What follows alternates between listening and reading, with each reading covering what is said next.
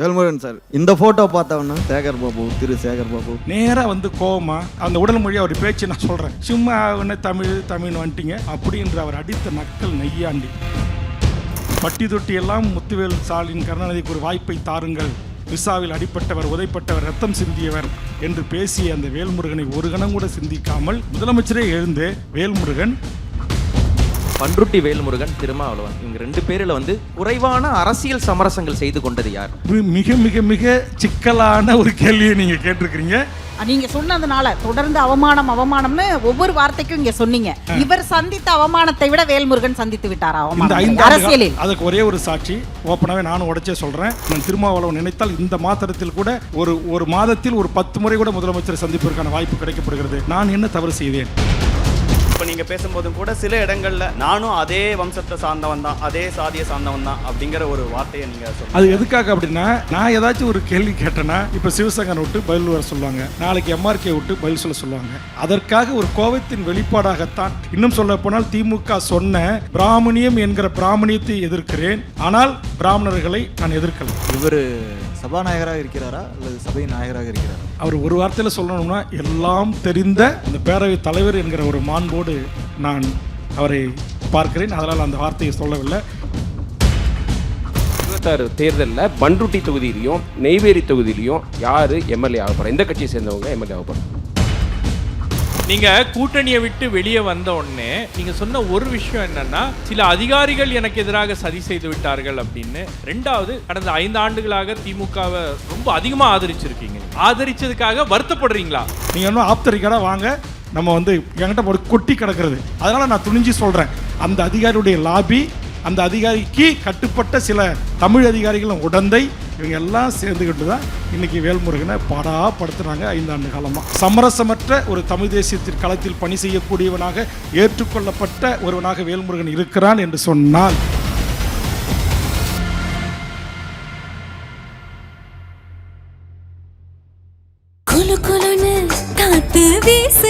உங்கள் சத்யாவில் குளு குளு ஏசி ஆஃபர். வாழ்த்துக்கள் வேல்முருகன். கிட்டத்தட்ட ஒரு 30 ஆண்டுகளாக உங்களை நான் பார்த்து வருகிறேன்.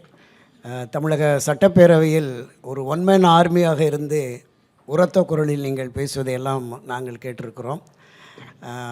வாய்ப்புகள் பேரவைத் தலைவரால் வழங்கப்படவிட்டாலும் கூட போராடி அந்த நேரத்தை பெற்று உங்களுடைய கருத்துக்களை பதிவு செய்வீர்கள். ஒரு அறச்சீற்றத்தோடு இருக்கும் தமிழர் நலன், தமிழக முன்னேற்றம் என்கிற அளவில் உங்களுடைய செயல்பாடுகள் இருக்கும்.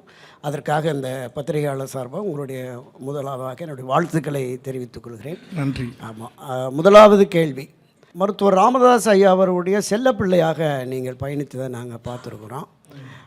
அவருக்கு எதிராக தமிழக வாழ்வுரிமை கட்சி என்கிற கட்சியை தொடங்குவதற்கு என்ன காரணம்? இது முதற் கேள்வி.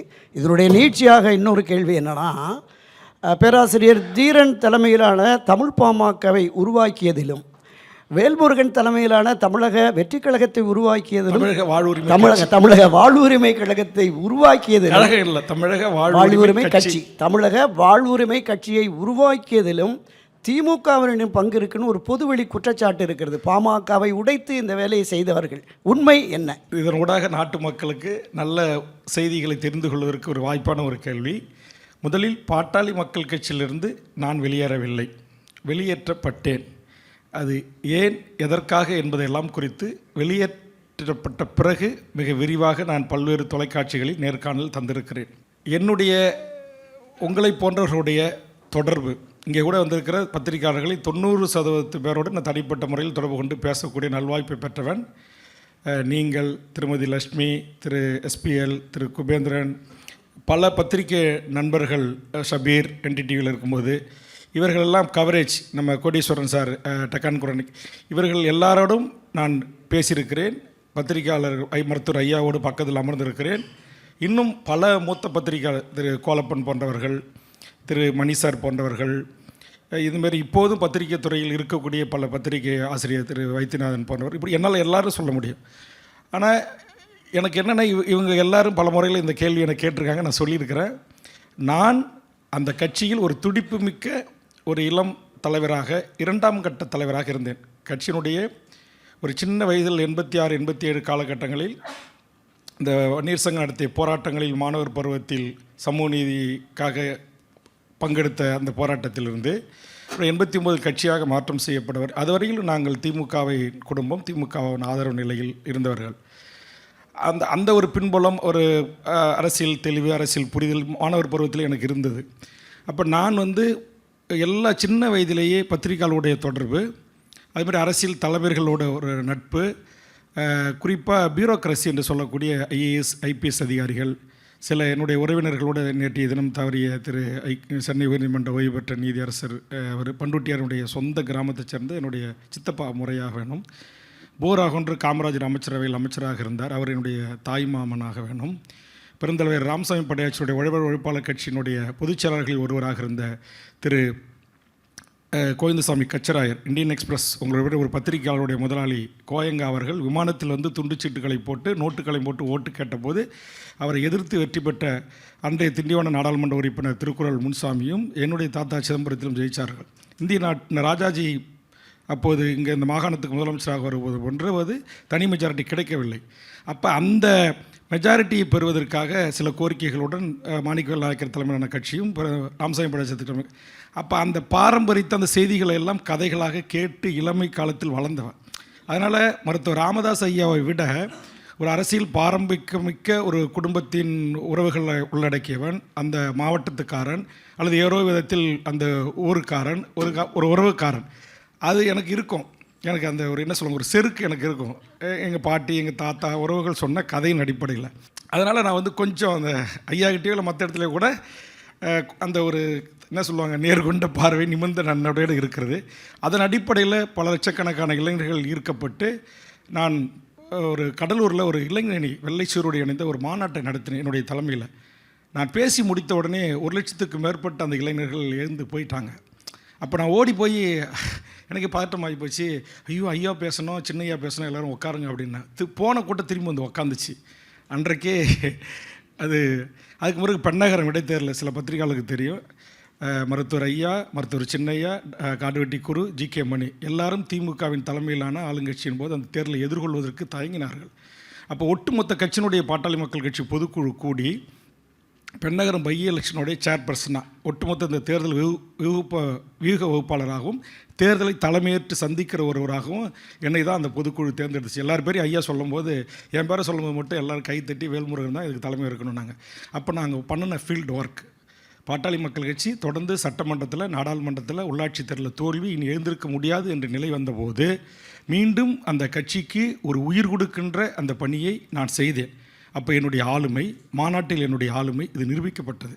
அதேமாதிரி மருத்துவர் அன்புமணி அவர்களை முதலில் அரசியலுக்கு கொண்டு வந்ததிலிருந்து, அந்த பசுமை தாய நிகழ்ச்சிக்கு கடலூர் மாவட்டத்துக்கு அழைத்து வந்ததிலிருந்து, என்னுடைய சகோதரருடைய திருமணத்துக்கு தான் பொதுவெளிக்கு அவரை அழைத்து வந்ததிலிருந்து, முதலில் இன்றைக்கி உங்களுக்கு சில பேருக்கு நண்பராக இருக்கலாம், யூகி சேது விஜய் தொலைக்காட்சியில் ஒரு நிகழ்ச்சி நடத்தினார். அது எது என்று ராஜநாராயண் என்று ஜூனியர் வீடு பத்திரிகையிலிருந்து தற்போது விஜய் டிவியிலே ஃப்ரீலான்சராக பணி செய்கின்ற அவர் எனக்கு நண்பர். அப்போ அவர் மூலியமாக அறிமுகம் கிடைத்து நான் இட்டும் போய் அவரை உட்கார வைத்து எப்படி தமிழில் பேசணும், எப்படி அவர் எதிர்கொள்ளணும் அப்படின்னு சொல்லி அப்படி அவருக்கு என்னால் பயிற்சி அளிக்கப்பட்டது. அப்படி உருவாக்கி நான் அரசியலுக்கு, நான் சின்ன வயசில் அரசியல் எனக்கு தெரிஞ்ச நினைவு தெரிந்த காலத்திலிருந்து, பேச்சு தொடங்கிய காலத்திலிருந்து நான் அரசியல் களத்தில் இருக்கிற ஒரு குடும்பத்திலிருந்து வந்தார். ஏன்னா பண்ருட்டியார் என்னுடைய உறவினர், பண்ருட்டியாருடைய பொலிட்டிக்கல் பிஏ மிஸ்டர் சக்கரவர்த்தி காஞ்சிபுரத்தினுடைய மேலாண்மை இயக்குனர் ஓய்வு பெற்றவர் என்னுடைய சித்தப்பா. ஆக திமுகவில் அந்த காலத்தில் ஒன்றிய செயலாளர்கள், மாவட்ட அவைத்தலைவர்கள்லாம் என்னுடைய இரத்த உறவுகள். அதேமாதிரி உங்களுக்கு தெரியும், நேற்று கூட ஒரு பேட்டியிலே சொன்னேன், கடலூர் திராவிட முன்னேற்ற கழகத்தினுடைய மிகச்சிறந்த ஆளுமைகளாக இருந்த பல தலைவர்கள் எங்கள் கடலூர் மாவட்டத்தில் இருந்தவர்கள், அது நான் பிறந்த சமூகத்தில் இருந்தவர்கள். ஏதோ ஒரு விதத்தில் அந்த தொப்புள் கொடி உறவு என்பது போல் சமூகம் சார்ந்த உறவு, நட்பு அப்படி இருந்தது. இதையெல்லாம் சின்ன வயசுலேயே எங்கள் உறவினர்கள், பெரியவர்கள் சொன்ன அந்த கதை கேட்டு எனக்குள் ஒரு பெருமிதம். அப்படி தான் பண்ருட்டியார் எப்போது ஒரு நாள் சென்னை அசோக் நகர் வீட்டிலிருந்து எங்கள் ஊருக்கு வருகின்ற போது 40-50 காரோட படைசோட வருகின்ற போது ஒரு ட்ரௌசர் போட்ட 2வது 3வது படிக்கிற பையனாக ஓடி பார்ப்பேன். அப்போ உங்களை மாரி அதிகாரிகள் இல்லை பத்திரிகையாளர் ஏதாவது கொடுத்தாங்கன்னா அப்போ ஒரு மில்க் பிஸ்கெட் இருக்கும், என்கிட்ட பிரித்து கொடுத்து மடியில் உட்கார வச்சுப்பார் பண்ருட்டியார் எங்கள் கிராமத்துக்கு வரும்போது.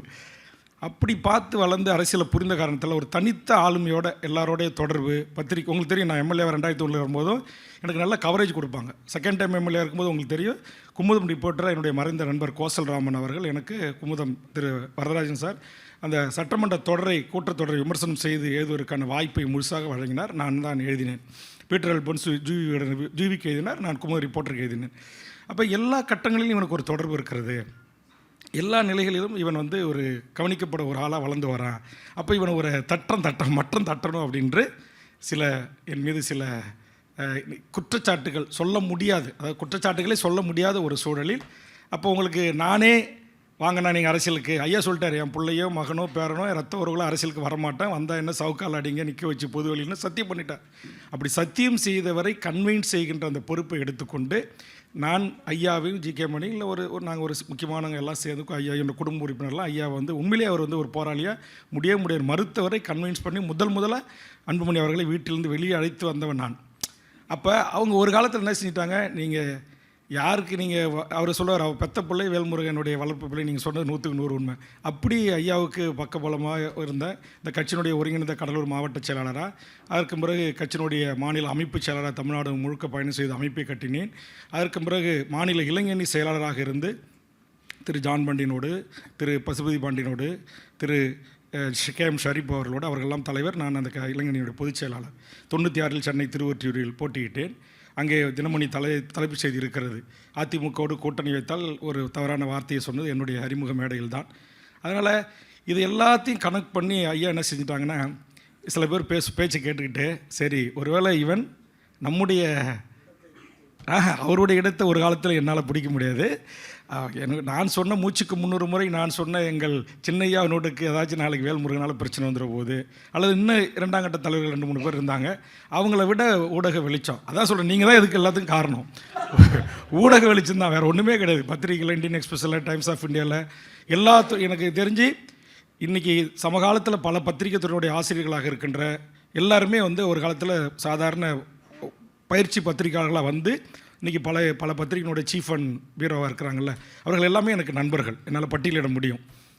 அதனால் அவங்ககிட்டலாம் ஈஸியாக அசஸ் இருந்துச்சு. இப்போ அவங்க என்ன நேராக ஐயாட்ட பேச முடியாது, ஐயாவுக்கு ரொம்ப நெருக்கமான ஒரு செகண்ட் லெவலில் ஒரு போல்டாக ஒரு எம்எல்ஏவாக இருக்கார், யங்கஸ்ட் எம்எல்ஏ சட்டமன்ற கொறடா ஐயாவுக்கு அப்படின்னு இருக்கும்போது அப்போ கட்சியினுடைய இணை பொதுச் செயலாளர். உங்களுக்கு தெரியும், பாட்டாளி மக்கள் கட்சியோட பொதுச் செயலாளர் என்பது ஒரு தலித் சமூகத்துக்கு கொடுக்கணும் என்பது அது ஒரு என்ன சொல்லுவாங்க, நீங்களே நிறைய விமர்சனம் பண்ணுறீங்க, அது ஒரு பெயரளவில் இருக்கும். ஆனால் அந்த கட்சியை இயக்குகிற பணியை நான் செய்தேன். அதனால் கட்சி தமிழ்நாடு முழுவதும் கட்டமைப்பை உருவாக்கி ஒரு அற்புதமான சமூக நீதி வழி வந்த பல தலைவர்கள் தைலாபுரம் தோட்டத்தை நோக்கி வருகின்ற அளவில் என்னுடைய பணிகளும் அதற்கான சில லாபிகளையும் செய்தேன். இதை பார்த்து என்ன செய்வாங்க, அது எப்படின்னு சொல்கிறது எனக்கு தெரியல, போராமைப்பட்டார்களா, பொச்சரிப்பட்டார்களா, அல்லது இவன் வளர்ந்தால் நமக்கு ஆபத்து என்று நினைத்த அடுத்தடுத்த தலைமைகள் ஐயாவிடம் இல்லாததையும் பொல்லாதையும் சொல்லி வேல்முருகன் இவரே கூட்டணி பேசுகிற அளவுக்கு போயிட்டார் அப்படிலாம் போய் ஒன்று சொல்லி அடிப்படை உறுப்பிலிருந்து நீக்கினார்கள். அதனால் நான் வெளியேறவில்லை.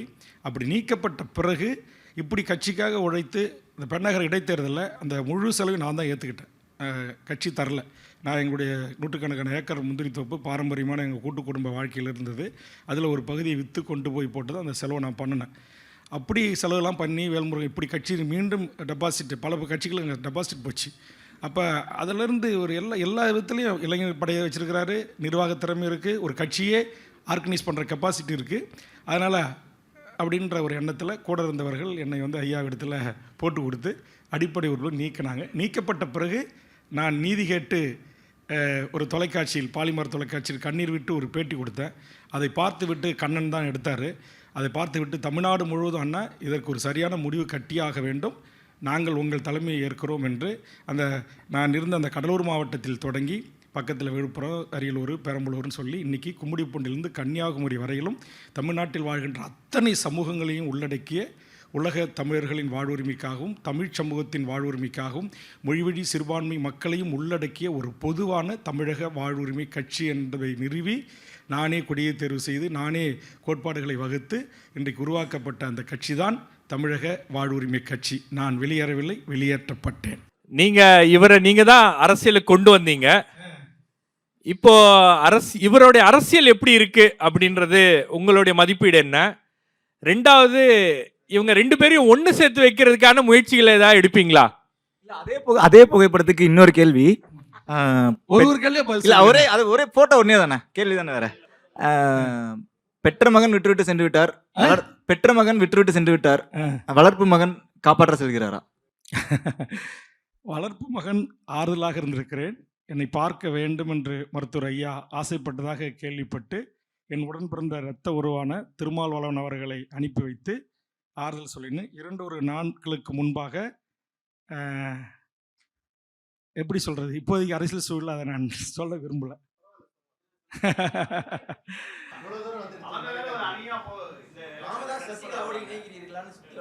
கண்கள் இனித்தது இதயம் பணித்தது இல்ல, அந்த மாதிரி ஒரு மூமெண்ட் இருக்கா? இல்ல, அப்படி இல்ல. அரசியல் முடிவை வெளியே சொல்ல வேண்டாம். அங்கிருந்து சில அழைப்புகள் வந்தது எனக்கு. நான் அதை குறித்து முடிவெடுக்க முடியாத ஒரு சூழலுக்கு தள்ளப்பட்டேன். இந்த செய்தி எப்படியே பத்திரிகையாளர்கள் கசிந்து தைலாபுரம் தோட்டத்தில் நூற்றுக்கணக்கான பத்திரிகையாளர்கள் காலையிலே குவிந்து விட்டார்கள் என்று சொன்னார்கள்.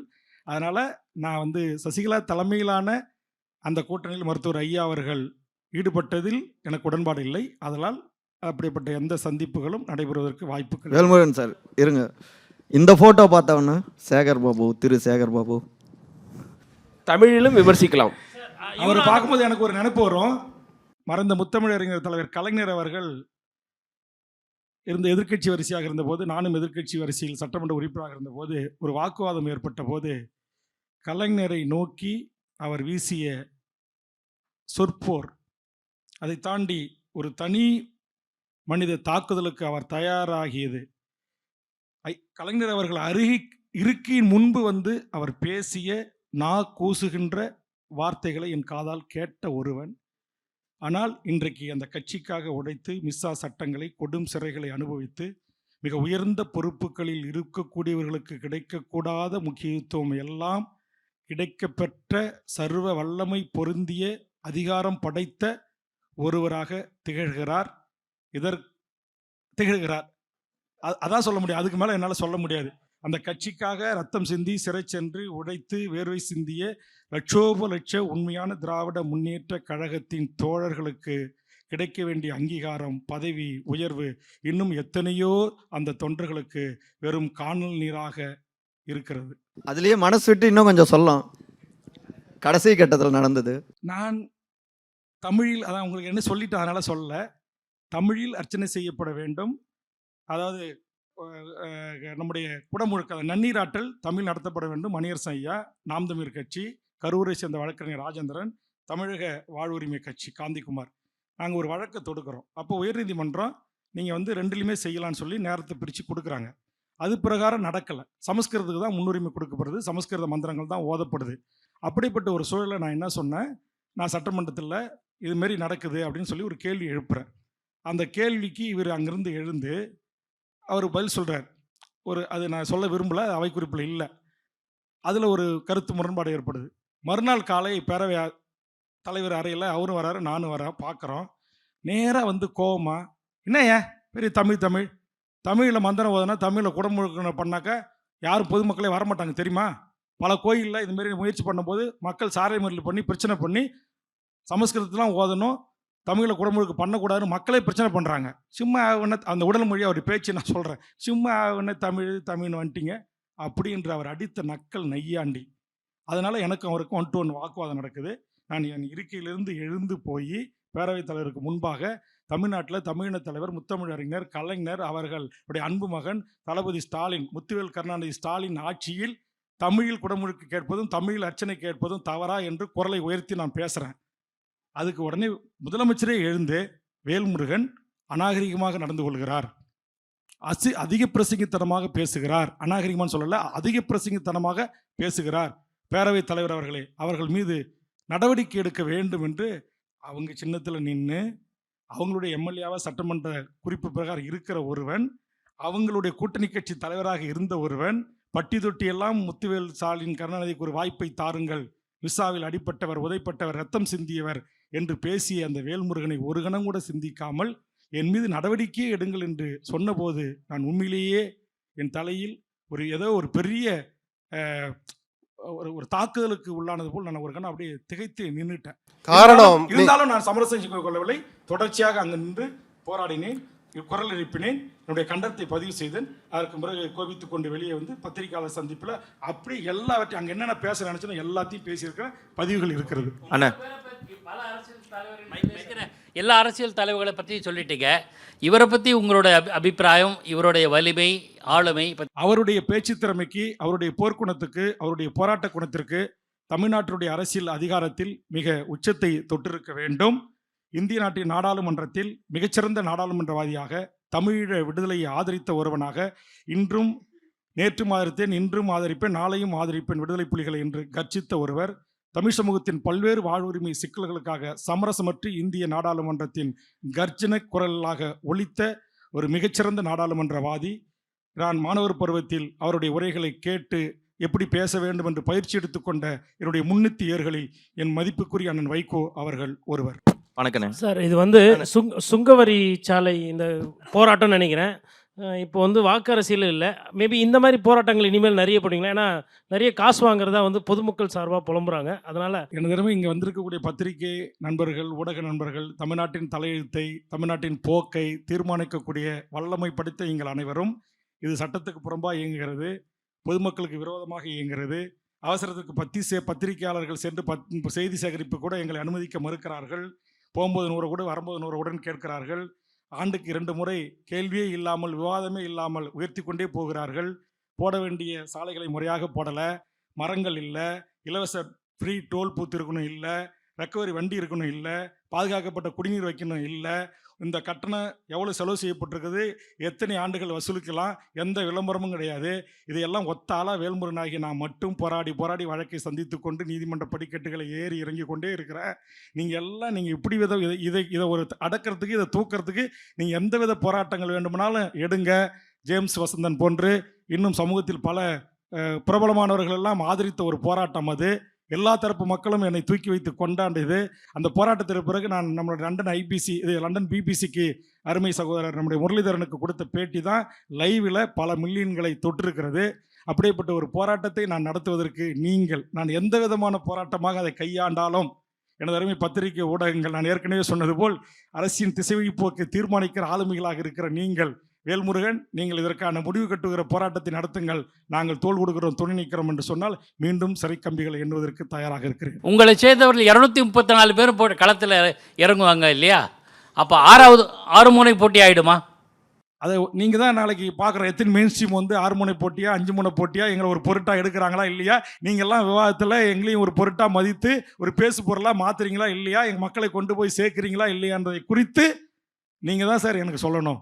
ஆனால் நான் 234 தொகுதியிலும் தனித்து போட்டியிடுவதற்கோ அல்லது கூட்டணி கட்சிகளோடு சேர்ந்து போட்டியிடுவதற்கோ, ஒத்த கருத்துள்ள தமிழ் தேசிய இயக்கங்கள், பெரியாரிய இயக்கங்கள், சுற்றுச்சூழல் அமைப்புகள், சமூக செயல்பாட்டாளர்கள், மணல் மாபியாவை எதிர்க்கக்கூடியவர்கள், கிரனைட்டுக்கு வரை தடுக்கக்கூடியவர்கள், ஆற்று மணல் கொள்ளையடிப்பதை தடுக்கக்கூடிய போராடியவர்கள், சமூக ஆர்வலர்கள், ஓய்வு பெற்ற பத்திரிகையாளர்கள் என்று ஒரு பெரிய கூட்டம் என்னை ஆதரித்து நிற்கிறது.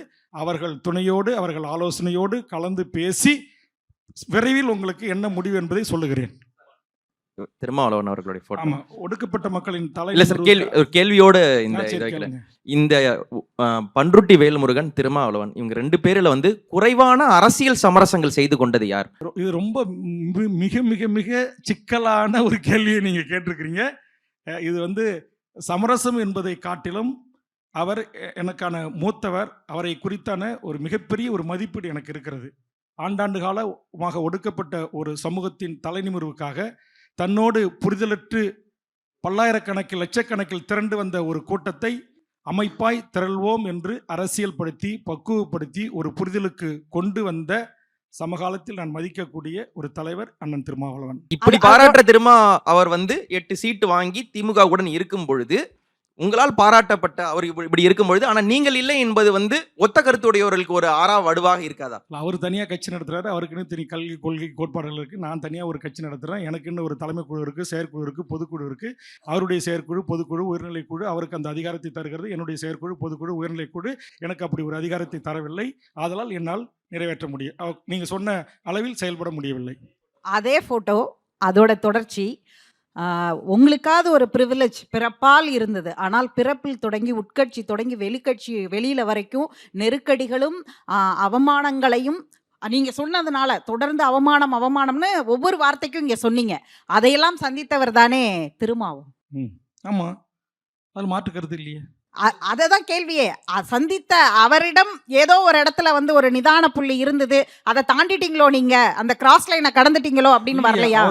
நான் எப்படி முகநூல்ல என்னுடைய வலிகளை வேதனைகளை காலை 8 மணிலேருந்து 1.5 மணி நேரம் 9:30 மணி வரைக்கும் நான் கொட்டி தீர்த்துன்னு முடிந்தால் அதை முழுவதுமாக கேளுங்க. அதே மாதிரி அண்ணன் திருமாவளவனும் கொட்டி தீர்த்திருக்கிறார். அதுவும் பத்திரிகை செய்திகளில் ஊடகமாக இருக்கிறது. நேற்று கமலஹாசனை குறித்து கருத்து சொல்லும்போது எவ்வளவு வலிதுறந்த வார்த்தைகளை அவர் பயன்படுத்தினார் என்பதை நீங்கள் அறிவீர்கள். அதனால் அவர் வயதில் மூத்தவர். நான் தான் சொன்னேன், அவருடைய தலைமைக்குழு, அவருடைய செயற்குழு, அவருடைய தளபதிகள், அவருடைய தம்பிமார்கள் அதற்கான அனுமதி அளித்திருக்கிறார்கள். ஆனால் எனக்கு அப்படிப்பட்ட ஒரு அனுமதி, நான் நடத்துகிற ஒரு ஜனநாயக மாண்புள்ள ஒரு சின்ன இயக்கமாக இருந்தாலும் நான் அதை முறைப்படுத்தப்பட்ட, நான் சொல்ல, ஒரு இடதுசாரி சித்தாந்தத்தோடு ஒரு கம்யூனிஸ்ட் சித்தாந்தத்தை கொண்டவர்கள், மிகப்பெரிய அறிவாளிகள், இன்டலெக்சுவல் குழுலாம் இருக்குது. பேராசிரியர் மருதுமுத்தெல்லாம் எங்கள் கட்சியில் இருந்தவர். மாவோயிஸ்ட் என்ற போராட்ட குழு வந்து வெளியேறி அந்த குழுவினுடைய மத்திய குழு உறுப்பினராக இருந்த. ரொம்ப சிம்பிள், உடச்சே கேட்டறனே. இவர் சந்தித்த அவமானத்தை விட வேல்முருகன் சந்தித்து விட்டாரா அரசியலில்? அதுக்கு ஒரே ஒரு சாட்சி, ஓப்பனாகவே நானும் உடச்சே சொல்றேன். எங்கள் அண்ணன் திருமாவளவனையும் கூட்டணி கட்சி ஏனைய தலைவர்களையும், ஏன் எதிர்கட்சி தலைவராக இருந்து கடுமையாக விமர்சனம் செய்த அன்புமணியை கூட கோட்டைகளை சந்தித்தார், வீட்டிலே சந்திப்பதற்கு வாய்ப்புகள் கிடைக்கப்பட்டன. ஆனால் எனக்கு அந்த வாய்ப்புகள் கிடைக்கவே இல்லை. அண்ணன் திருமாவளவன் நினைத்தால் இந்த மாதத்தில் கூட ஒரு மாதத்தில் ஒரு 10 முறை கூட முதலமைச்சரை சந்திப்பதற்கான வாய்ப்பு கிடைக்கப்படுகிறது.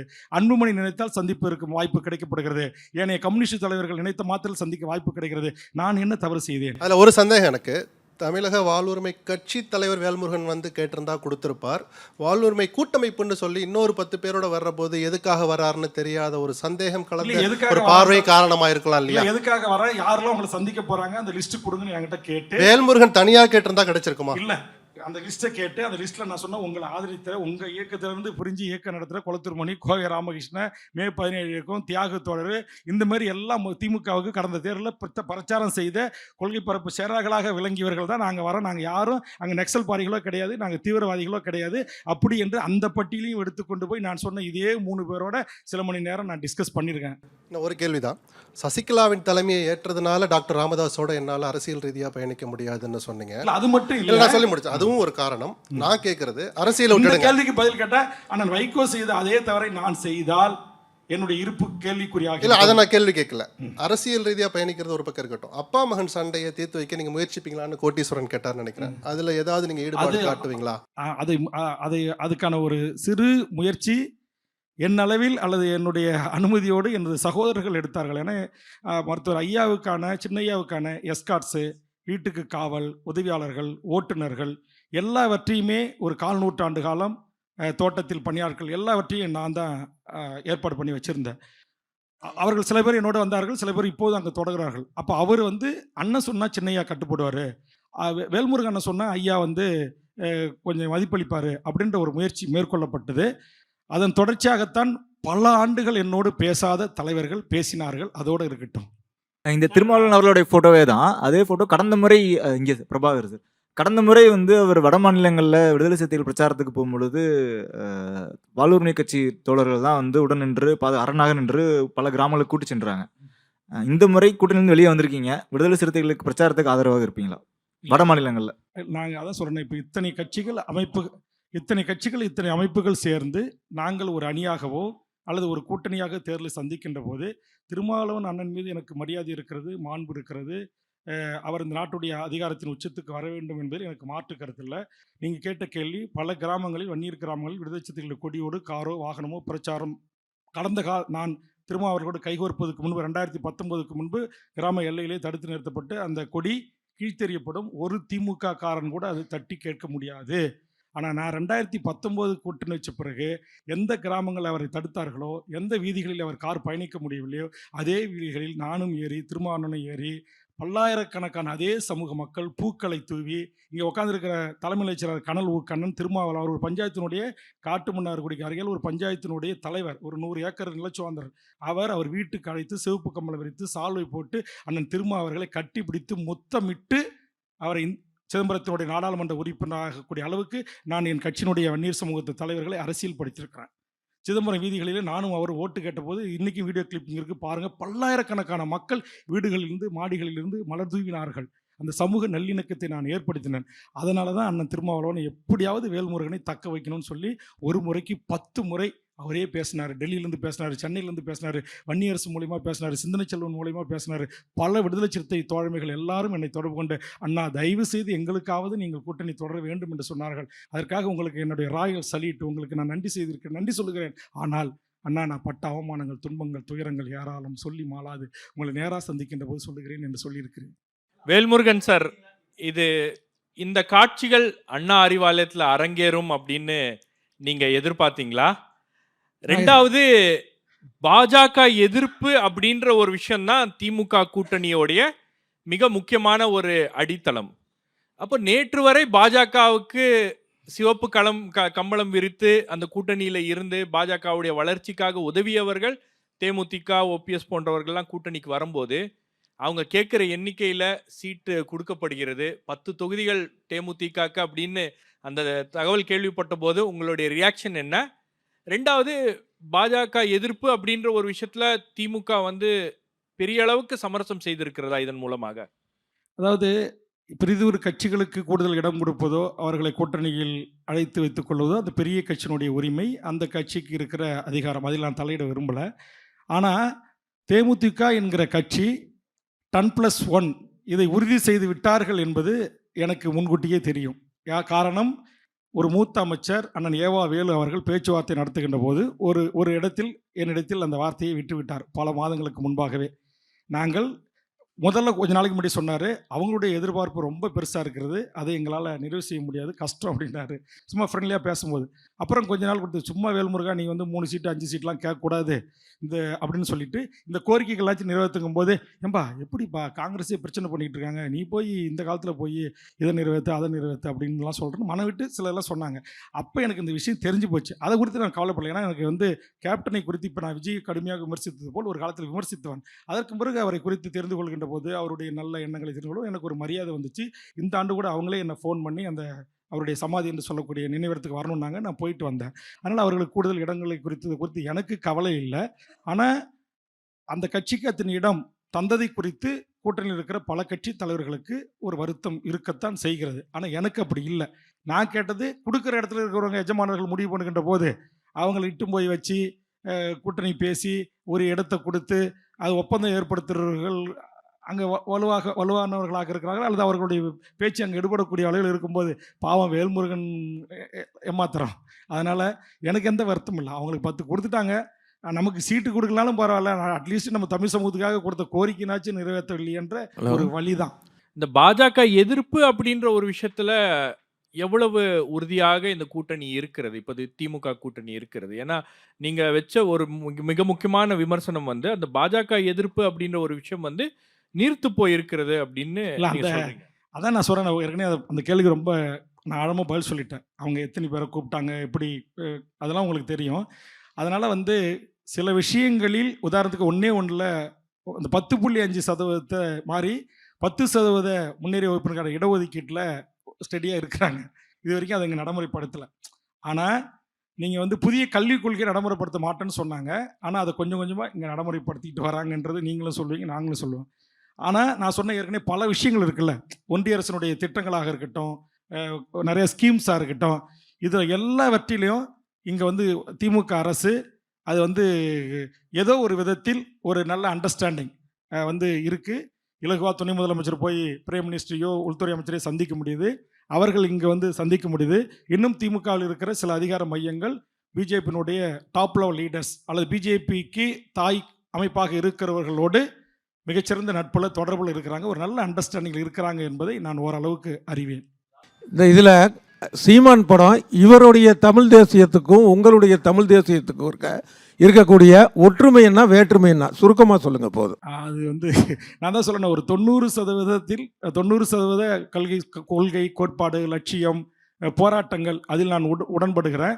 அவர் ஏற்கனவே ஒரு கேள்விக்கு பதில் சொன்ன போது பெரியாரை குறித்து அவர் பேசியது, இங்கே வாழ்கின்ற மொழிவழி சிறுபான்மையை குறித்து அவர் ஒரு கட்டத்தில் கோபமாக பேசிய சில கருத்துக்கள், இன்னும் சொல்ல முடியாத ஒரு சில இடங்களில் எனக்கு மாற்று கருத்து இருக்குது. மற்றபடி இங்கே ஒரு தமிழருக்கான ஒரு வாழ்வுரிமைக்கான ஒரு அரசியலை அவருடைய அந்த வீரியமான பேச்சின் மூலமாக தமிழ்நாட்டின் பல்வேறு மாவட்டங்களில் பல்வேறு நகர கிராமப்புற பகுதிகளில் ஒரு என்ன சொல்லுவாங்க, ஒரு சிந்திக்கக்கூடிய உரையாக அவருடைய உரை பல பெரியார் மேடைகள் ஏறி பேசிய போதும் சரி, தமிழ் பாதுகாப்பு இயக்க மேடையில் ஏறி அவர் பேசிய போதும் சரி, பல மேடைகளில் அவருடைய பேச்சு வந்து தமிழ் சமூகத்திற்கு ஒரு விழிப்புணர்வை தரக்கூடிய ஒரு பேச்சாக அவருடைய பேச்சுகள் அமைந்திருக்கிறது. சீமான் தொடர்பான ஒரே ஒரு கேள்வி மட்டும்.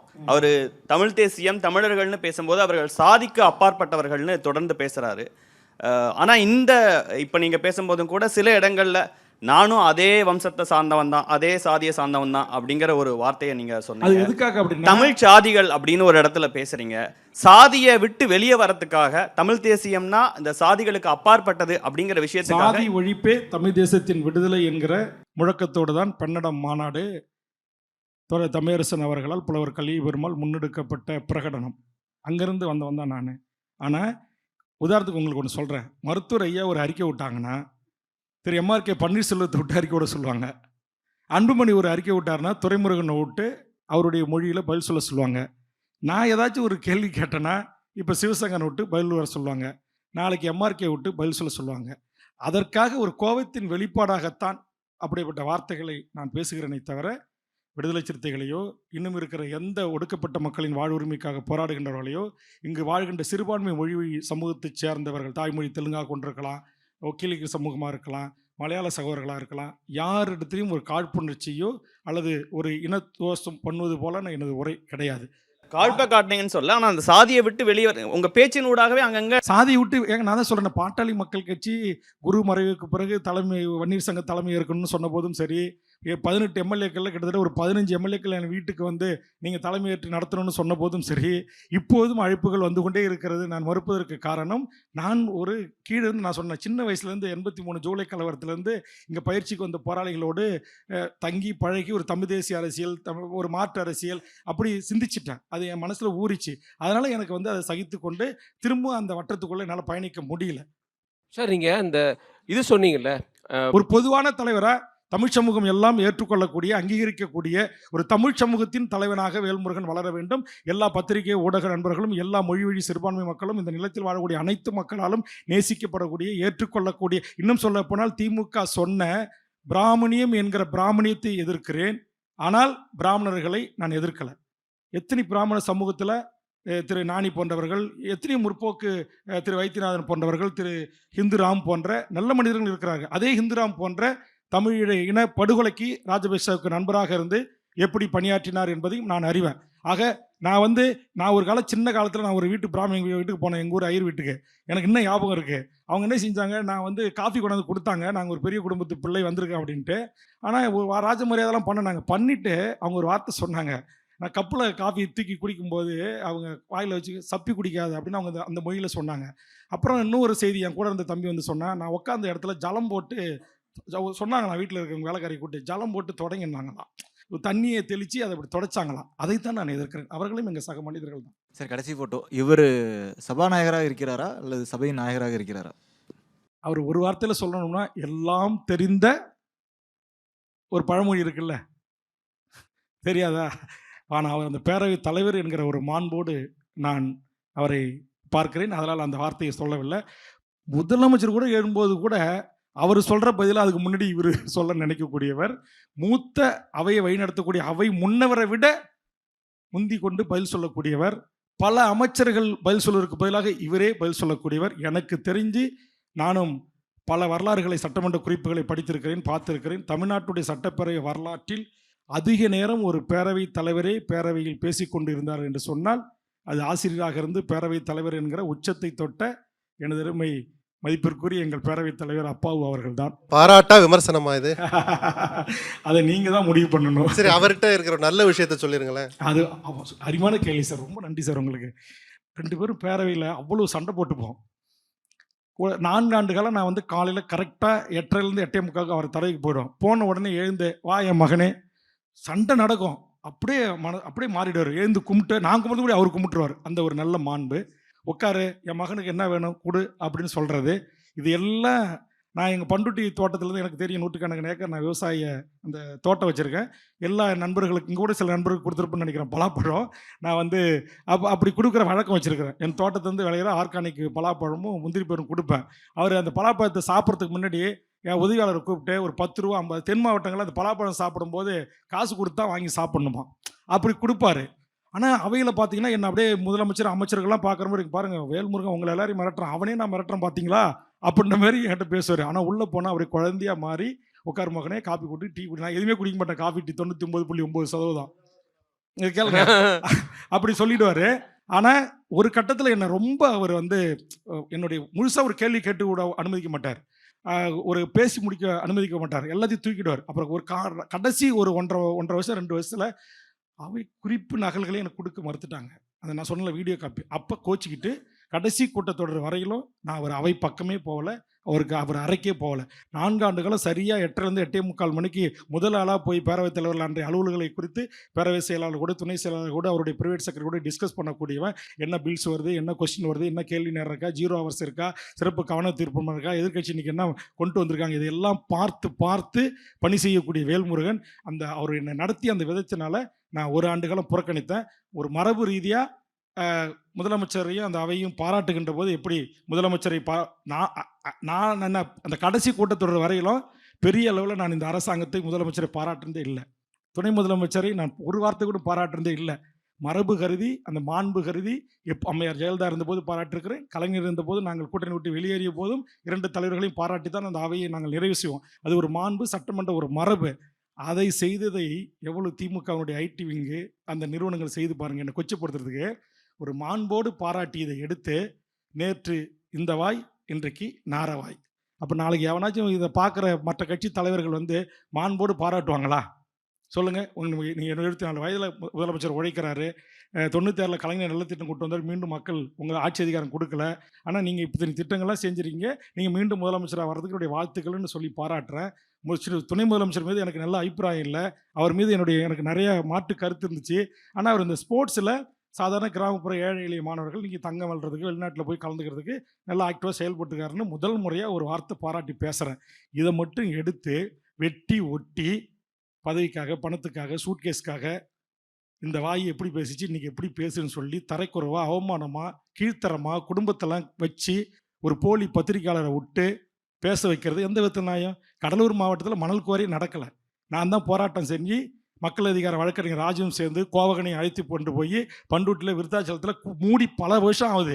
இதை கூட தெரியாமல் ஒரு பெரிய பத்திரிகையில் வார இதில் பணியாற்றிய ஒரு நண்பர், எனக்கும் நண்பர் தான், அது வேற சொல்கிறார், 96 வேல்முருகனுக்கு நான் தேர்தல் பரப்புரை செய்தேன், அவருடைய சொத்து 500 கோடின்றாரு. என் பேரில் 1 சென்ட் நிலம் கூட இல்லை. எங்கள் ஒரு 3-4 குடும்ப பாரம்பரியமிக்க கூட்டு குடும்பம், எங்கள் சித்தப்பா பெரியப்பா பங்காளிகள் எல்லாம் சேர்ந்து ஒரு 100 ஏக்கருக்கு மேலே விவசாய நிலங்கள் இருக்குது. பல ஆண்டுகளாக பங்கு பிரிக்கல, 1 சென்ட் நிலம் இல்லை. ஒரே ஒரு வீடு எங்கள் அப்பா எங்கள் அண்ணங்கிட்ட கடன் வாங்கி பேங்க் மூலிமா ஒரு வீடு வாங்கினேன். என்னுடைய வாழ்க்கை இணையர் அவர்கள் என்ன சொன்னாங்க தெரியுமா? நீ எனக்கு குழந்தை பேரும் இல்லை, அதனால் என் பேரில் ஒரு வீடாவது வாங்கி கொடுன்னு சொல்லி வாங்கி கொண்டு கருத்து முறை ஈஷாவுக்கு போனாங்க. அதெல்லாம் நான் சொல்ல வரல, மன விட்டு நான் பேசுவேன், எனக்கு எந்த மரம் என் பொழுவாய்க்கில் கிடையாது. என் ஈஷாவுக்கெல்லாம் போகாதமான்னேன். போர் நடந்த போது காயம்பட்ட பெண் போராளிகளை கொண்டு வந்து சிகிச்சை அளித்து மருத்துவச்சினா அவங்களுக்கெல்லாம் பணியிட செய்திருக்கா, நான் உனக்கு துணையாக வந்தெல்லாம் கொஞ்சம் வார்த்தைகள் முத்திச்சு, சரிம்மா நமக்கு 2 பேருக்கும் ஒத்துப்பட்டு வராது, நம்ம மியூச்சுவலாக பிரிஞ்சிடலாம் அப்படின்னு சொல்லி பிரிஞ்சு லீகலாக இருவருக்கும் டைவர்ஸ் வழங்கப்பட்டிருக்கிறது. ஜீவனம்சம் அந்த வீடு பிரச்சனை, நான் கஷ்டப்பட்டு எங்களுடைய அப்பாவுடைய விவசாயத்தில் வந்த நிலையத்துலேருந்து ரைட் ட்ரையில் பேங்க் அக்கௌண்ட் மூலமாக வாங்கின வீட்டை போய் உங்கள் பேரில் எழுதி வச்சணுமா, அதையும் நீ எடுத்துக்கிறியே, எனக்கு எதனாச்சும் கொடுன்னு கேட்டால் அதெல்லாம் எதுவும் தர முடியாதுன்னு கேஸ் போட்டாங்க. அதற்கு நான் வழக்கு போட்டு நடத்திக்கிட்டு இருக்கிறேன். ஒரே ஒரு வீடு, அந்த வீடு கூட எனக்கு சொந்தமாக இல்லை. நான் பொது வாழ்க்கையில் பிரபாகரனை படித்ததால், தமிழரசனை படித்ததால் ஒரு சொத்து பத்துக்கு ஆசைப்படக்கூடாது, ஆசை பாசங்களுக்கு ஆசைப்படக்கூடாது, ஆட்படக்கூடாது என்று ஒரு உரிமையை எடுத்துக்கொண்டு வந்தவன். இன்னும் சொல்லப்போனால் இன்றைக்கி மனந்திருந்து உங்ககிட்ட சொல்கிறேன், எனக்கு குழந்தை பேர் இல்லை, இயற்கையாக குழந்தை பேர் இல்லாமல் இல்லை. நான் தமிழீழம் என்கிற ஒரு குழந்தை பிறக்கின்ற போது தான் எனக்கான குழந்தை பெற்றுக்கொள்வேன். ஒருவேளை நமக்கு குழந்தை இருந்தால் பணம் சம்பாதிக்க சொல்லும், சமரசம் செய்து கொள்ள சொல்லும், இதே அர்ப்பணிப்புணர்வோடு அந்த போராட்டத்தை ஆதரிக்கக்கூடிய மனநிலை வலிமை எனக்கு இருக்காது. அப்படி என்று 2 பேரும் பேசி வைத்து கொண்டு தான் நான் அவர்களை திருமணம் செய்து கொண்டேன்.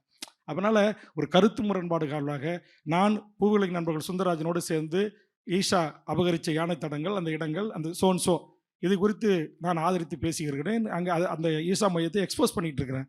என்னுடைய சொந்த நான் தொட்டு தாலி கட்டி என்னுடைய வாழ்க்கை இணையரே போய் அதை ஆதரித்து பேசுவதும், அதற்காக வாலண்டியர்ஸுக்காக தமிழ்நாடு முழுக்க போய் அணி திரட்டுவதும், ஒவ்வொரு பௌர்ணமிக்கும் போய் அங்கே சர்வீஸ் பண்ணிவிட்டு 3 நாளைக்கு கழிச்சு வந்தாக்க ஒரு தலைவனாக இருக்கும். ஒரு வீட்டில் இருக்கிற மனைவியே ஒரு முறைப்படுத்தப்பட்ட ஒரு புரிதலுக்கு உள்ளாக்க முடியாமல் நீ எப்படி தலைவனாக்க முடியும் என்று இன்றைக்கு யாரோ ஒரு நடிகரை பார்த்து கேட்கின்ற கேள்வி அன்றைக்கு என்னை நோக்கி வந்தது. அதனால் நாங்கள் சட்ட ரீதியாக நாங்கள் பிரிந்து விட்டோம். அதை சொல்லி 500 கோடி சொத்து இருக்குது, அவர் தனிப்பட்ட வாழ்க்கை எவ்வளோ நாசகரமானது சொல்லட்டுமா? இதான் பத்திரிகை அரண், இதான் பத்திரிகை கடமை, இதே பத்திரிகையாளுடைய வேலை. சார், பண்ருட்டியிலிருந்து வந்த மிகப்பெரிய அரசியல் ஆளுமை ராமச்சந்திரனா வேல்முருகன்? அடித்து சொல்லுவேன், என்னுடைய இரத்த உறவான அல்லது என் ஊரை சார்ந்த என்னுடைய பங்காளியான பண்ருட்டியார் ஈழ இன சிக்கல்களை குறித்து பல 10 ஆண்டுகளுக்கு முன்பாக 6 மாதம் அமெரிக்காவில் தங்கி இந்திய நாட்டின் தலைமை அமைச்சர் இந்திரா காந்தி அவர்களால் அனுப்பி வைக்கப்பட்டு தனித்தமிழ் ஈழத்தை ஆதரித்தால் என்ன சாதக பாதகம் என்பதை குறித்து விவாதித்து ஒரு பிஇஸ் ஹானஸ்ட் என்கிற பட்டம் பெற்று அமெரிக்காவிலே தங்கி அதற்கான ஒரு அரசியல் தீர்வை எட்டுவதற்காக பயணித்த ஒரு மிகப்பெரிய அறிவாளி என்னுடைய உறவினரான பண்ருட்டி ராமச்சந்திரன் அவர்கள். 7 முறை அந்த தொகுதியில் அவரை எதிர்த்து யாரும் வெற்றி கண்டதே இல்லை. அவருடைய மண்ணில் பிறந்து அவருடைய உறவான நான் மட்டும்தான் அவரை எதிர்த்து 2 முறை வெற்றி பெற்றிருக்கிறேன். 2026 பண்ருட்டிலையும் நெய்வேலியிலையும் யார் ஜெயிக்கிறார்? ஷார்ட்டா சொல்லுங்க. 2026 தேர்தலில் பண்ருட்டி தொகுதியிலையும் நெய்வேலி தொகுதியிலையும் யாரு எம்எல்ஏ ஆக போறாங்க? எந்த கட்சியை சேர்ந்தவங்க எம்எல்ஏ ஆக போறாங்க? தமிழக வாழ்வுரிமை கட்சியின் சார்பாக சட்டமன்ற உறுப்பினராக 2026 தனித்து நின்றோ அல்லது கூட்டணி அமைத்து போட்டியிட்டு சட்டமன்ற உறுப்பினர் செல்வார்கள். அதற்கான வாக்குகளை ஏற்கனவே 2016 தனித்து நின்று 36 வாக்குகளை செலுத்தியிருக்கிறேன். மொத்தம் எஸ்ஐஆர் வந்த பிறகு மொத்த ஓட்டை அங்கே 1,80,000 தான். அங்கே என்எல்சியில் இருக்கிற அதிகாரிகள் 30,000 பேரில் 25,000 பேர் ஓட்டு போட வரமாட்டாங்க. அப்போ கிட்டத்தட்ட போலா வர ஓட்டு என்பது ஒரு 1,50 அல்லது 1,60 தான் போலாகும். ஏற்கனவே நான் வாங்கின 32,000 6 முனை போட்டியில் நான் வாங்கினாலே தமிழக வாழ்வுரிமை கட்சியின் முதல் சட்டமன்ற உறுப்பினர் தனித்து தமிழக சட்டமன்றத்துக்கு செல்வதற்கான வாய்ப்புகள் பிரகாசமாக இருக்கிறது. அப்படி இருக்குது என்று தெரிந்து தான் எங்கள் பாட்டாளி மக்கள் கட்சியில் இருந்து வன்னியர் சங்கத்திலிருந்து போராடி வழக்குகளை சந்தித்த என்னுடைய சகோதரரை, ஏன்னா தனித்து நிற்க யாரும் முன்வராத ஒரு யாருமே எதிர்கொள்வதற்கு கொஞ்சம் அச்சப்படுகின்ற போது என் சகோதரரே நான் நிறுத்தியிருக்கிறேன். கண்டிப்பாக அவர் வெற்றி பெறுவார். இன்னும் சில இடங்களில் சேலம், தருமபுரி, கிருஷ்ணகிரி போன்ற இடங்களில் வெற்றி பெறுவதற்கான வியூகங்களை நாங்கள் அமைத்து பணி செய்து கொண்டிருக்கிறோம். இந்த தேர்தலில் ஏன்னா வாக்குகள் உங்களுக்கு சிதறுது. எஸ்ஐஆர் மூலமாக 90% கூட போலாவதற்கு வாய்ப்புகள் இருக்குது. ஏன்னா கரெக்டான ஓட்டை தான் ஃபைனலைஸ் பண்ணி வெளியிட்டிருக்காங்க. நீங்கள் பாருங்கள், இதே திமுக இந்த எஸ்ஐஆர் வருவதற்கு முன்னாடி எப்படியெல்லாம் அறிக்கை விட்டாங்க, பேசினாங்க. எங்கெல்லாம் நாங்களாம் சேர்ந்து பேசணும். ஆனால் இன்றைக்கி அது குறித்து யாராவது நம்ம பேசுகிறோமா? ஏன்னா ஒரு கட்டத்தில் எல்லாம் பரிசோதனை பண்ணி பார்த்து நான் கூட இன்றைக்கி டேட்டாஸ் எடுத்துருக்கிறேன்.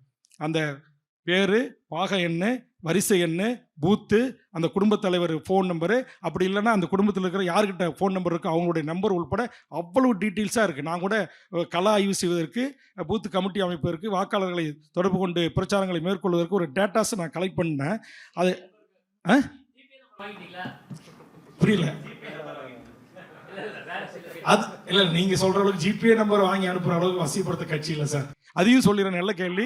என்னுடைய பொது வாழ்க்கையில் இதுவரையிலும் ஒரு நிமிஷம் என்னுடைய பொது வாழ்க்கையில் இதுவரையிலும் நான் நன்கொடை புத்தகம் படித்தோ இல்லை வேறு விதமாகவோ எந்த சட்டத்துக்கு புறம்பாக தொழில் செய்யக்கூடிய முதலாளிகளிடத்திலோ பெரும் பணக்காரர்களிடத்திலோ அல்லது எங்கள் மண்ணில் வாழ்கின்ற என் தொகுதியில் வாழ்கின்ற வணிக நிறுவனத்தில் கூட ஒரே ஒரு முறை படியேறி ₹1 நன்கொடை கொடுங்க என்று கேட்டதில்லை. என்னுடைய வெல்விஷர்ஸ், என்னுடைய நண்பர்கள், என் கட்சிக்காரர்கள், என் உறவுகள் கொடுக்கிற அந்த உதவியோடு தான் இந்த கட்சியை நான் நடத்தி வருகிறேன். ஜிபேவில் பணம் அனுப்புகின்ற அளவுக்கு என்கிட்ட பணம் இல்லை. அண்ணன், ஒரு உரிமையில் கேட்கக்கூடிய கேள்வி. தலித் அல்லாதோர் கூட்டமைப்பு அப்படின்றத பாமக முன்னெடுத்தாங்க. சமூக நீதி வந்த இயக்கமான பாமகவுடைய மிகப்பெரிய சர்க்கிள். ஒரு வன்னியர் சமூகத்திலிருந்து வந்த ஒரு மிக முக்கியமான பிரதிநிதியான நீங்கள் அந்த ஃபால்ட்டை ரிப்பேர் பண்ணுறதுக்கான ஒரு வாய்ப்பு இருக்கா? இது நீங்கள் ஒரு பாமக உறுப்பினரா, நீங்கள் தாவேகா உறுப்பினரான்னு கேட்கல, ஒரு தமிழ் அரசியல்வாதியாக அந்த ராங்கை சரி செய்யக்கூடிய வாய்ப்பு உங்களுக்கு இருந்தால் எப்படி சரி செய்ய போகிறீர்கள்? செஞ்சுட்டேன் ஆல்ரெடி. எப்படி?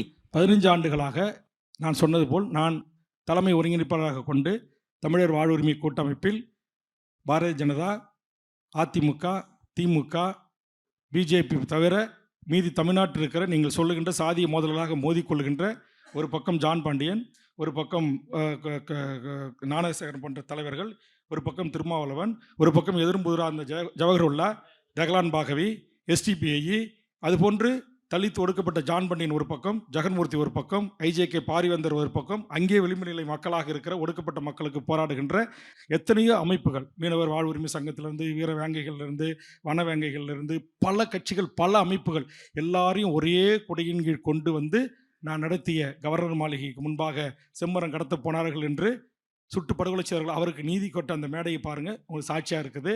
இனப்படுகொலைக்கு என் தலைமையில் நடந்த கூட்டமாக இருக்கலாம். திராவிடமும் தமிழ் தேசியம் சண்டையிட்டு கொண்டிருந்த நேரத்தில் ஒரு பக்கம் சீமானையும் ஒரு பக்கம் கொளத்தூர் மணியும் நிற்க வைத்தவன். ஆக என்னால் சாதித்திருக்கிறேன். 15 ஆண்டு காலம் தமிழ்நாட்டில் எந்த சாதிய கலவரங்களும் மிகப்பெரிய சாதி மோதல்களும் துப்பாக்கி சூடுகளும் நடைபெறாத வண்ணம் பாதுகாத்ததில் என்னுடைய பெருமை. இன்றைக்கு கூட நான் சொன்ன பல தலைவர்கள் எனக்கு என்னை மனதார அழைத்து பாராட்டி, தமிழர் வைகோ எவ்வளோ பெரிய சீனியர் லீடர், அவர் நான் கூட்ட வந்து பல மணி நேரம் காத்திருப்பார், வந்திருக்கிறார். அதுமாரி எல்லா நெடுமாறன் எவ்வளோ பெரிய லீடர், மணியரசன் ஓட்டு அரசியல் விரும்பாதவர், தியாகு. நீங்கள் தமிழ்நாட்டில் எந்த அமைப்பு, நான் தான் சொன்னேன், இந்த 4 கட்சி தவிர அத்தனை தலைவர், அந்த 4 கட்சியில் கூட அதிமுகலேருந்து ஒரு போராட்டத்துக்கு வந்திருக்கிறாங்க. நம்முடைய அமைச்சர் டி.நகர் முன்னாள் அமைச்சர் வந்து சேர்ந்துக்கிட்டார். டிடிவி அவருடைய கட்சியின் முன்னணி தலைவர்கள் வந்து கலந்துக்கிட்டு இருக்காங்க. எல்லா தலைவரும் இன்றைக்கி நான் ஒரு தொடர்பு எடுத்து ஒரு பேசணும் அப்படின்னா என்னுடைய பேச்சுக்கு ஒரு மாண்பிற்கு ஒரு மரியாதை கொடுக்கக்கூடிய தலைவர்களாகத்தான் தமிழ் சமூகத்தின் தலைவர்களை பார்க்கிறேன். நீங்கள் கேட்ட அந்த கேள்விக்கான பதில் நிச்சயமாக அது கடந்த காலத்தில் செய்யப்பட்ட அது என்ன சொல்லுவாங்க, வரலாற்றில் அது இன்றைக்கும் ஒரு கரும்புள்ளியாக இருக்கக்கூடியது என்பதை நான் ஏற்றுக்கொள்கிறேன். ஆனால் இன்னைக்கு அதே சமூகங்களை ஒரு தமிழ்நாடு நம்முடைய இந்தியா, அது இந்திய எல்லைக்குள் உட்பட்டு இந்தியனுடைய சட்டத்திட்டங்களுக்கு உட்பட்டு ஒரு ஜனநாயக மாண்போடு அவர் இன்னைக்கு கூட என்னுடைய பத்திரிகையாளர் சந்திப்பில் யாரெல்லாம் பக்கத்தில் உட்காந்தாங்க. முதுகுளத்தூரில் ஒரு பெரிய கலவரம் நடந்து அதில் பாதிப்புக்குள்ளானவரும் அல்லது பாதிக்கப்பட்ட சமூகங்களின் பிரதியுமாக இருக்கிற 2 பெரும் சமூகத்தின் தலைவர்கள் தான் என் பக்கம் உட்காந்தாங்க. ஒருத்தர் செந்தில் மல்லர், இன்னொருத்தர் நான் வழக்கறிஞர், முக்குளத்தூர் சமூகத்தை பிரதிப்படுத்துகிற ஒரு அரசியல் கட்சியின் தலைவர். அதுமாதிரி நீங்கள் சின்ன இயக்கத்தில் தொடங்கி பெரிய இயக்கம் வரையிலும் எல்லா தலைவர்களையும் ஜான் பண்டின் திரும்பவும் சந்திச்சதே இல்லை. ஆனால் 2 பேரையும் சந்திக்க வச்சேன், பக்கத்தில் உட்கார வச்சேன், கூட்டமைப்பில் ஒரே மேடையில் நிற்க வச்சேன். சிபிஎம், சிபிஐ, மார்க்சிஸ்ட் லெனினிஸ்ட் இயக்கம், அந்த இன்னொரு கம்யூனிஸ்ட் இருக்குது சிபிஎல் எம்எல்ஏ, அவங்க இந்த 2 கம்யூனிஸ்ட் மேடைக்கு வரமாட்டாங்க, அவங்கள வர வச்சேன். தமிழ்நாடு மீட்சி படை, தமிழ்நாடு விடுதலை படை பணியாற்றிய முன்னாள் போராளிகள் ஒன்றா சந்திக்க மாட்டாங்க, சந்திக்க வச்சேன். வீரப்பனோட இருந்து ஒரு தமிழ்நாடு விடுதலை படை வீரப்பனை காட்டி கொடுத்தது என்ற குற்றச்சாட்டுக்கு ஆளானவர்கள், இன்னொரு பக்கம் உண்மையான தமிழ் தேசிய போராளிகள் என்று சொல்லவர்கள் ஒரே மேடையில் உட்கார வச்சேன். இன்னைக்கு புலவர் கலியபெருமானுடைய மகளில் தொடங்கி பேரத்தில் தொடங்கி பேரனில் தொடங்கி தமிழரசனுடைய தாயிலிருந்து தங்கையிலிருந்து அத்தனை பாவலர் பெருஞ்சித்தனாருடைய மகனிலிருந்து அத்தனை போராளிகளாலும் மதிக்கக்கூடிய அல்லது ஒரு அன்பு செலுத்தக்கூடிய ஒரு நன்மதிப்பை பெற்ற ஒரு சமரசமற்ற ஒரு தமிழ் தேசியத்தின் களத்தில் பணி செய்யக்கூடியவனாக ஏற்றுக்கொள்ளப்பட்ட ஒருவனாக வேல்முருகன் இருக்கிறான் என்று சொன்னால், இந்த அமைப்புகள் இந்த இயக்கங்கள் எல்லாம் சாதி எதிர்த்து எப்படி போராடுவாங்க, எப்படி பேசுவாங்க, எப்படி எழுதுவாங்கன்னு உங்களுக்கு தெரியும். ஆக இவர்களால் பாராட்டப்படுகின்ற போற்றப்படுகிற ஒரு தலைவனாக நான் உயர்ந்திருக்கிறேன் என்று சொன்னால் அதுதான் சமூக மாற்றத்திற்கான அரசியல். அந்த அரசியல் வெல்லும் என்கிற மகத்தான நம்பிக்கை எனக்கு இருக்கிறது. மிக சிறப்புண்ணே.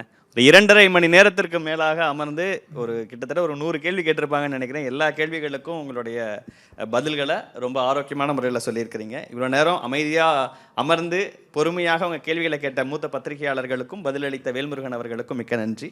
வேல்முருகன் அவர்களுக்கு ஒரு சிறிய நினைவு பரிசு வழங்க கேள்வி கேட்ட அத்தனை பத்திரிகையாளர்களையும் மேடைக்கு அழைக்கிறேன். மகிழ்ச்சி. அதாவது என்னுடைய ஆதங்கம், நிறைய வலிகள் வேதனைகள், எங்கேயும் கொட்டி தீர்ப்பதற்கு வாய்ப்பே கிடைக்கலன்ட்டு இருந்தேன். அதனால் இத்தனை மூத்த பத்திரிகையாளர்கள் மத்தியில் உங்களுடைய கேள்வியின் ஊடாக என் உள்ள பூட்டி வைக்கப்பட்ட பல உண்மைகளை, பல செய்திகளை மனம் விட்டு மடை திறந்த வெள்ளம் போல் உங்களுடைய கேள்விக்கு ஊடான பதிலை சொல்வதற்கு ஒரு நல் வாய்ப்பை வழங்கிய டிபேட் நிறுவனத்திற்கும் அதனுடைய பங்குதாரர்கள் அல்லது இந்த நிறுவனத்தை நடத்தக்கூடியவர்கள், அருமை நண்பர் இதற்கான என்னை அழைத்த தினேஷ் அவர்களுக்கும், இதில் பணி செய்கின்ற அனைத்து பத்திரிகை நண்பர்கள், ஊடக நண்பர்கள் அனைவருக்கும் நெஞ்சார்ந்த என்னுடைய நன்றியை தெரிவித்து, இவ்வளோ நேரம் அமைதியாக இத்தனை கேள்விகளை அமர்ந்து இவ்வளோ நேரம் ஒதுக்கி இந்த பத்திரிகையாளர் சந்திப்பினூடாக இந்த கேள்விகளை கேட்டு நம்முடைய தமிழ் சமூகம் இதில் எது சரி எது தவறு என்று நாளை தீர்ப்பு வழங்கக்கூடிய என்னுடைய தமிழக மக்களாகிய அவர்களுக்கும், என்னை போன்றவர்களை இந்த தமிழ் சமூகம் அங்கீகரிக்க வேண்டும் என்பது மட்டும் ஒரு வேண்டுகோளாக வைத்து என்னுடைய நெஞ்சார்ந்த நன்றியை தெரிவித்து நிறைவு செய்கிறேன். நன்றி, வணக்கம்.